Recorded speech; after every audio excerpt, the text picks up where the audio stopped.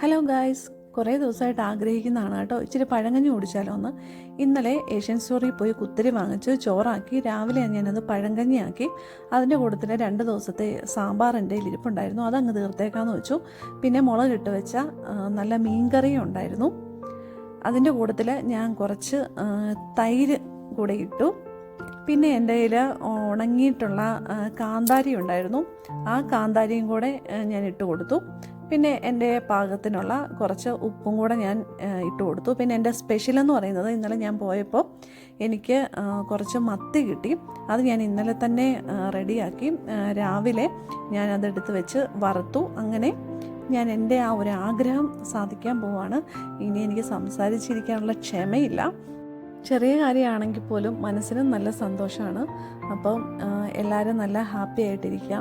നമ്മളുടെ സന്തോഷങ്ങൾ നമ്മൾ തന്നെ കണ്ടെത്തുക. Okay, by.